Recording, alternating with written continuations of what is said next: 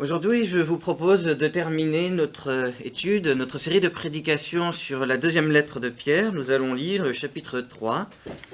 Et avant de lire ce chapitre 3, j'aimerais juste rappeler en quelques mots le contexte de cette lettre.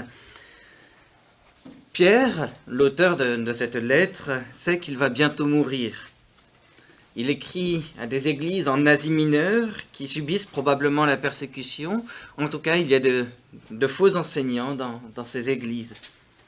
Alors Pierre écrit cette lettre comme un testament dans lequel il nous encourage à ne jamais cesser de croître dans la connaissance et la grâce du Seigneur Jésus-Christ, malgré le mode de vie débauché et la théologie déformée des prédicateurs corrompus. Et aujourd'hui, avec le chapitre 3, nous allons nous concentrer sur la théologie déformée des prédicateurs corrompus.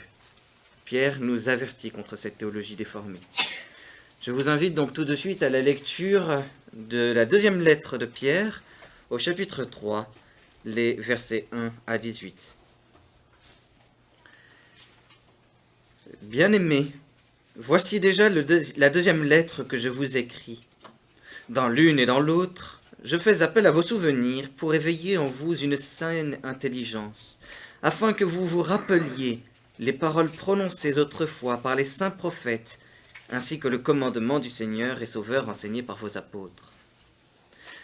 Sachez avant tout que dans les derniers jours viendront des moqueurs, pleins de railleries. Ces hommes vivront en suivant leurs propres désirs, et diront « Où est la promesse de son retour ?»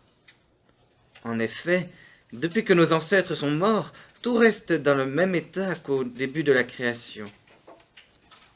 De fait, ils veulent ignorer que les cieux ont existé autrefois par la parole de Dieu, ainsi qu'une terre tirée des eaux et au milieu d'elle. Ils oublient volontairement que le monde d'alors a disparu de la même manière submergé par l'eau. Or, par la parole de Dieu, le ciel et la terre habituels sont gardés pour le feu, réservés pour le jour du jugement et de la perdition des hommes impies. Mais s'il y a une chose, bien-aimée, que vous ne devez pas oublier, c'est qu'aux yeux du Seigneur, un jour est comme 1000 ans, et 1000 ans sont comme un jour. Le Seigneur ne tarde pas dans l'accomplissement de la promesse, comme certains le pensent. Au contraire, il fait preuve de patience envers nous, voulant qu'aucun ne périsse, mais que tous parviennent à la repentance. Le jour du Seigneur viendra comme un voleur dans la nuit. Ce jour-là, le ciel disparaîtra avec fracas, les éléments embrasés se désagrégeront, et la terre avec les œuvres qu'elle contient sera brûlée. Puisque tout notre monde doit être dissous, combien votre conduite et votre piété doivent-elles être saintes? Attendez et hâtez la venue du jour de Dieu, jour où le ciel enflammé se désagrégera et où les éléments embrasés fondront. Mais nous attendons, conformément à sa promesse, un nouveau ciel et une nouvelle terre où la justice habitera. C'est pourquoi, bien-aimés, dans cette attente, faites tous vos efforts pour qu'il vous trouve sans tache et irréprochable dans la paix. Considérez bien que la patience de notre Seigneur est votre salut. Notre bien-aimé frère Paul vous l'a aussi écrit, conformément à la sagesse qui lui a été donnée. C'est ce qu'il fait dans toutes les lettres où il parle de ces choses. Il s'y trouve certes des points difficiles à comprendre, et les personnes ignorantes et mal affermies en tordent le sens, comme elles le font des autres écritures, pour leur propre ruine. Bien-aimés, vous voilà avertis. Tenez-vous donc sur vos gardes, de peur qu'entraînés par l'égarement des impies, vous ne perdiez la ferme position qui est la vôtre. Mais grandissez dans la grâce et dans la connaissance de notre Seigneur et Sauveur Jésus-Christ. À lui soit la gloire, maintenant et pour l'éternité. Amen. Je vous invite tout de suite à prier pour remettre notre étude dans les mains du Seigneur. Seigneur notre Dieu, nous te remercions de nous avoir rassemblés ce matin pour écouter ta parole. Nous te remercions parce que c'est toi qui viens te révéler à nous à travers la Bible. Merci parce qu'elle nous enseigne qui tu es, qui nous sommes, qui nous devrions être et tout ce que toi tu as fait pour nous. Seigneur notre Dieu, rends nos cœurs sensibles à ta parole. Enseigne nos cœurs et que nos vies puissent témoigner de tes grâces et de tes bienfaits envers nous. Nous te remercions pour toutes tes bontés, pour ta justice. Nous te prions en Jésus-Christ, notre Seigneur. Amen.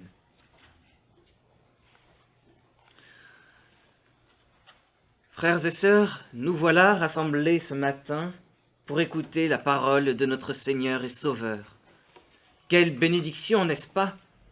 Quelle joie pour nous que d'écouter cette merveilleuse parole, que de nous rappeler sans cesse sa grâce et de le louer de tout notre cœur. Oui, nous sommes dans la joie. Pourtant, le mal habite encore le monde. Combien de fois voyons-nous dans les nouvelles des vols, des meurtres, des guerres? Oui, le mal continue à habiter notre monde. L'injustice continue à habiter notre monde. Aujourd'hui, dans sa deuxième lettre, au chapitre 3, Pierre nous rappelle que Dieu est juste. Pierre nous rappelle que Dieu est juste en nous fondant sur l'enseignement des saints prophètes et sur le commandement du Seigneur et Sauveur qui a été enseigné par les apôtres. C'est-à-dire, Pierre nous encourage à nous appuyer sur toute la Bible, sur l'Ancien Testament, les prophètes, et sur le Nouveau Testament, les apôtres, pour nous rappeler que Dieu est juste. Dans l'Église, il peut exister de faux prédicateurs, des prédicateurs corrompus, qui, eux, prétendent que Dieu n'est pas juste. Comment en arrive-t-il à ce raisonnement? Ils en arrivent à ce raisonnement en prenant conscience, en découvrant que Jésus-Christ n'est toujours pas revenu pour faire éclater la justice dans le monde. Oui, Jésus-Christ est monté au ciel, mais voilà que déjà la première génération de chrétiens est morte. Voilà maintenant plus d'une génération de chrétiens depuis que Jésus est monté au ciel, et Jésus n'est toujours pas de retour. Ces faux prédicateurs, ces prédicateurs corrompus, affirment donc que le Seigneur ne reviendra pas, qu'il ne rétablira pas la justice dans ce monde. Et puisqu'il n'y aura pas de justice dans ce monde, alors ils se sentent libres de faire tout ce qu'ils veulent et de commettre les injustices les plus atroces, même dans l'Église. Voilà ce qu'affirment les faux prédicateurs, certains prédicateurs corrompus. Pierre nous encourage à revenir à la parole, Pierre nous encourage à revenir à la Bible pour découvrir que Dieu est juste et que Dieu rétablira la justice. Il construit son chapitre 3 en 2 parties. Dans une première partie, il va parler du temps de la patience du Seigneur. Et dans une deuxième partie, il parle du temps de la justice du Seigneur. Alors dans un premier temps, pour commencer, au verset 5 à 9, l'apôtre Pierre parle du temps de la patience du Seigneur. Il nous rappelle le temps de la patience du Seigneur. En effet, les prédicateurs corrompus oublient que Dieu est juste. De fait, ils veulent ignorer que des cieux ont existé autrefois par la parole de Dieu, ainsi qu'une terre tirée des eaux et au milieu d'elle. Ils oublient volontairement que le monde d'alors a submergé de la même manière, submergé par l'eau. Or, par la parole de Dieu, le ciel et la terre actuels sont gardés pour le feu, réservés pour le jour du jugement et de la perdition des hommes impies. Versets 5 à 7.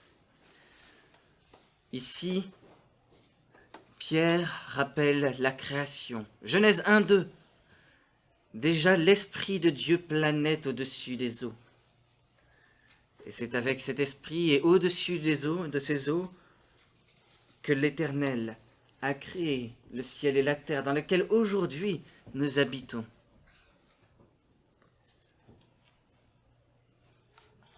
C'est aussi par ces eaux que l'Éternel a détruit la terre il y a bien longtemps, à l'époque de Noé. Voilà une référence déjà que nous avions trouvée au chapitre 2. Référence à Genèse chapitre 6 et 7. Oui, l'Éternel avait créé le monde à partir de l'eau, la terre et le ciel, et voilà qu'il l'avait détruit par l'eau. Il avait manifesté sa justice parce qu'à l'époque de Noé, la terre était corrompue. Les hommes étaient violents et injustes. La violence avait rempli le monde. Alors, Dieu avait détruit le monde par l'eau et sa parole. Eh bien, de la même manière que Dieu a détruit le monde par l'eau, Dieu va encore détruire le monde. Il ne va pas le détruire par l'eau parce qu'il a fait une promesse à Noé. Celle de ne plus détruire le monde par l'eau, mais il va le détruire par le feu. Il va juger le monde par le feu. Il le réserve déjà, dès aujourd'hui, à cette destruction.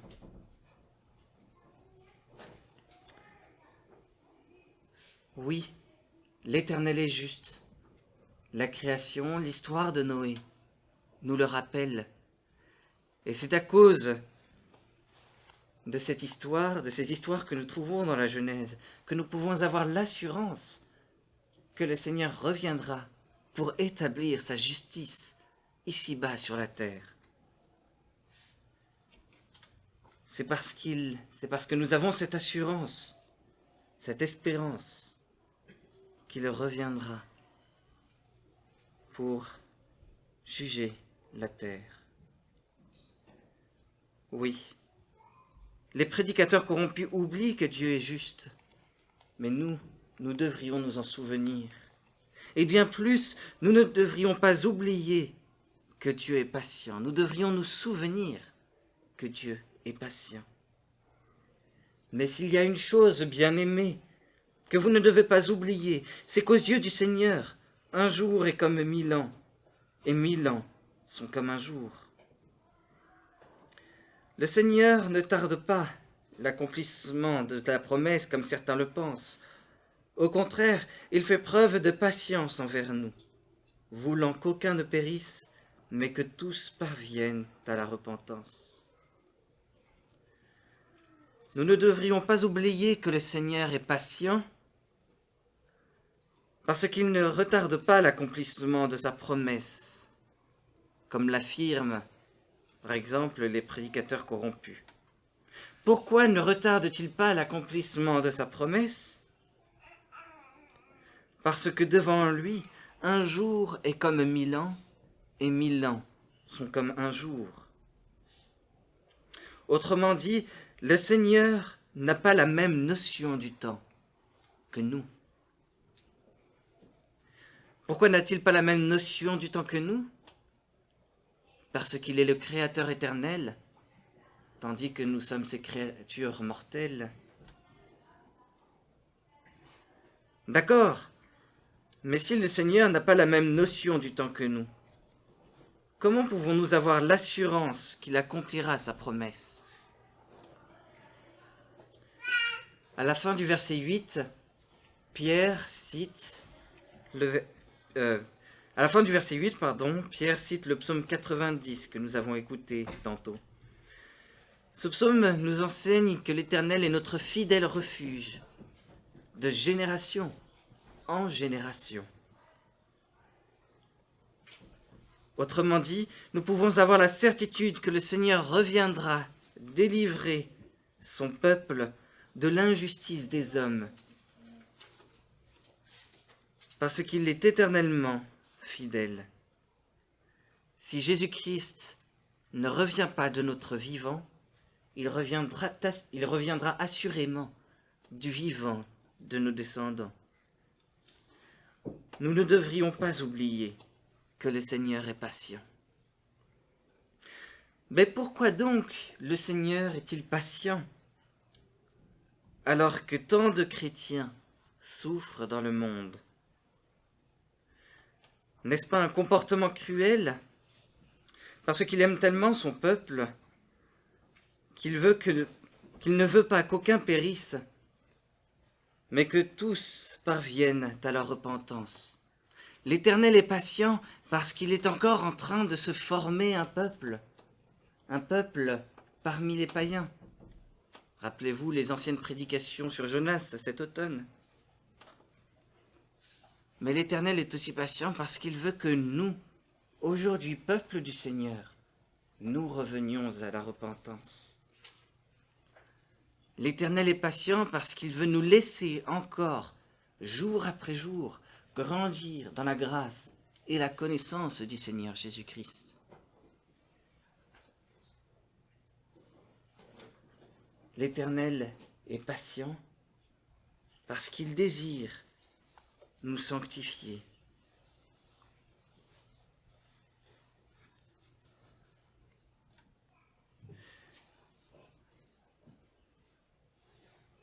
Si Jésus-Christ use de patience, alors quand nous passons par des épreuves difficiles, nous sommes encouragés à nous souvenir que c'est pour notre bien que le Seigneur se montre aussi patient et qu'il ne revient pas encore. Il souhaite nous sauver plus largement, nous ainsi que nos frères et sœurs chrétiens. Mais si le Seigneur ne revient pas, cela ne signifie pas non plus qu'il nous laisse seuls. Nous savons en effet que le Seigneur est déjà aujourd'hui et pour toujours notre fidèle refuge. Psaume 90. Par son Saint-Esprit, il nous protège et nous soutient dans tous les moments difficiles que nous traversons. La patience du Seigneur est une grande bénédiction. Dans l'affliction, dans l'épreuve, nous ne devrions pas oublier que le Seigneur, que Dieu est patient. Oui, aujourd'hui, nous sommes dans le temps de la patience du Seigneur. Dans un deuxième temps, au verset 10 à 13, Pierre nous enseigne que bientôt viendra le temps de la justice du Seigneur. Le temps de la justice viendra de manière brutale. Le jour du Seigneur viendra comme un voleur dans la nuit. Ce jour-là, le ciel disparaîtra avec fracas, les éléments embrasés se désagrégeront et la terre avec les œuvres qu'elle contient sera brûlée.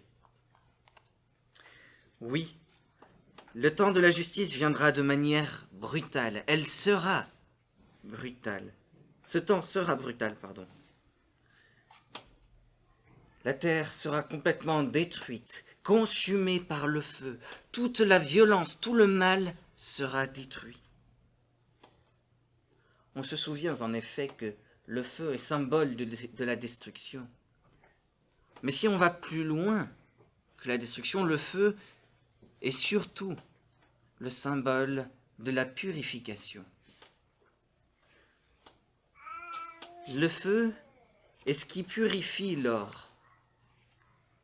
Dans les raffineries, on utilise pour purifier l'or, pour arriver à de l'or pur, on brûle, on fait chauffer tout l'or pour brûler toutes les mauvaises particules et arriver à de l'or pur, à de l'or de meilleure qualité, bien plus beau que celui qui était précédemment. Eh bien ici, c'est de la même manière. La terre est comme l'or, la création est comme de l'or. Elle sera brûlée, elle sera consumée. Cela ne signifie pas qu'elle sera complètement détruite et qu'il n'y aura plus rien.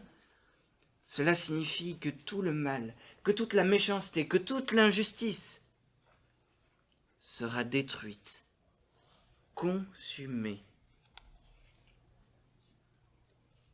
Il en ressortira alors un monde nouveau, un nouveau ciel et une nouvelle terre où la justice habitera. Ce jour, nous ne savons pas quand il viendra. Il viendra comme un voleur dans la nuit. Nous ne prévoyons jamais l'arrivée d'un voleur. Nous ne pouvons jamais dire, en nous couchant, cette nuit, un voleur arrivera à 1h04 du matin.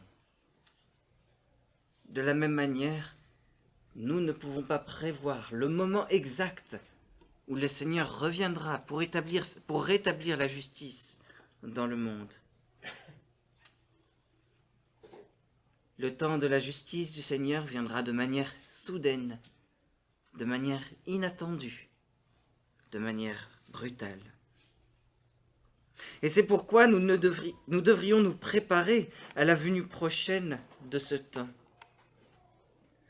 Puisque tout notre monde doit être dissous, combien votre conduite et votre piété doivent-elles être saintes? Attendez et hâtez la venue du jour de Dieu, jour où le ciel enflammé se désagrégera et où les éléments embrasés fondront. Mais nous attendons, conformément à sa promesse, un nouveau ciel et une nouvelle terre où la justice habitera. Versets 11 à 13. Oui, nous attendons ce temps de la justice et nous patientons. Mais nous pouvons aussi faire quelques efforts pour le préparer. Comment? Avec une conduite et une piété sainte. Dans le texte original de Pierre, en grec, le mot conduite et le mot piété est au pluriel. Combien vos piétés et combien vos conduites et combien vos piétés doivent être saintes. Vous allez me dire quelle est la différence. La différence, c'est que Pierre appuie sur chaque élément, sur chaque moment de notre vie, sur chaque action, sur chaque pensée, sur chaque parole. Toute notre vie, dans le moindre détail, doit viser la sainteté. Toute notre vie doit viser l'obéissance à Dieu. Nous devrions avoir une conduite irréprochable, sans tache. Notre piété doit être sainte, jusque dans le moindre détail. C'est par un tel comportement, en nous attachant à obéir à la parole du Seigneur, en reconnaissance pour sa grâce et de la justice qu'il nous a acquise en Jésus-Christ sur la croix. C'est dans cette attitude de reconnaissance, avec obéissance, que nous pouvons hâter la venue de ce jour. Je l'ai dit il y a quelques minutes, le Seigneur nous encourage à être patients, mais aussi à travailler sur nous-mêmes, à avoir une piété, parce qu'il attend aussi que nous soyons saints pour accomplir sa justice. Il est patient parce qu'il veut attendre que nous arrivions à un seuil de sainteté, à celui qu'il a prévu pour nous. Alors le moyen d'hâter la justice de Dieu, c'est justement d'arriver à ce seuil de sainteté. Oui, notre conduite et notre piété doivent être saintes, et c'est ainsi que nous hâterons la venue du jour du Seigneur. C'est ainsi que nous hâterons le temps où la justice sera rétablie dans le monde. Voilà un précieux encouragement. Et ce qui est encore plus précieux, c'est que le Saint-Esprit qui est avec nous aide à chercher cette sainteté, jusque dans le moindre détail de notre vie. Oui, nous devrions nous préparer à la venue prochaine du temps de la justice du Seigneur en appuyant sur notre sainteté. Bientôt, le Seigneur reviendra pour rétablir la justice dans ce monde. Il établira un nouveau ciel, une nouvelle terre où la justice habitera.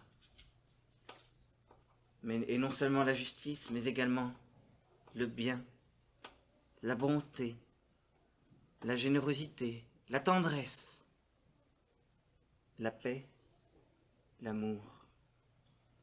Voilà quel est le monde qui nous attend. Ce monde pour lequel, aujourd'hui, nous travaillons jour après jour à notre sainteté. Bientôt viendra le temps de la justice du Seigneur. Bientôt viendra notre délivrance pour l'éternité.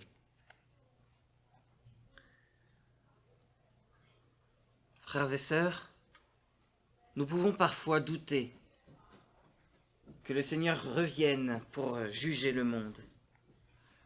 Mais l'apôtre Pierre nous encourage à nous rappeler les Saintes Écritures, l'Ancien Testament, le Nouveau Testament. Voilà que toute la Bible nous enseigne que Dieu est juste. La Bible nous enseigne aussi que Dieu est patient. Et c'est pourquoi nous sommes appelés, encouragés à lui obéir, à chercher à avoir une conduite sainte et une piété irréprochable. Alors, dans le temps qu'il aura choisi, un temps dont nous ne connaissons pas ni la date ni l'heure, le Seigneur reviendra pour établir la justice et nous conduire à la délivrance éternelle dans un monde d'amour, de paix, de justice. Je vous invite à prier le Seigneur. Seigneur notre Dieu, nous te remercions pour ta parole. Nous te remercions parce qu'elle nous rappelle tout d'abord que tu es un Dieu patient. Dans les épreuves, dans les afflictions que nous traversons actuellement, voilà un puissant réconfort. Nous rappeler que tu ne nous abandonnes pas, mais que tu es avec nous en Jésus-Christ et par ton Saint-Esprit. Merci parce que tu nous soutiens. Merci parce que bientôt viendra le jour de la justice, ce jour que nous attendons avec, oserais-je le dire, impatience. Apprends-nous, Seigneur notre Dieu, à te demeurer fidèle dans les épreuves et les afflictions. Apprends-nous à t'obéir en reconnaissance pour l'œuvre de ton Fils Jésus-Christ. Lui, c'est par lui que nous avons la justice, c'est par lui que nous sommes sauvés malgré notre désobéissance. Apprends-nous à être pieux, à avoir une conduite sainte devant toi. Apprends-nous à espérer dans ce temps de ta justice. Seigneur notre Dieu, nous te louons, nous te célébrons ce matin, parce que tu es un Dieu infiniment bon, et parce que bientôt nous en avons l'espérance, nous en avons l'assurance.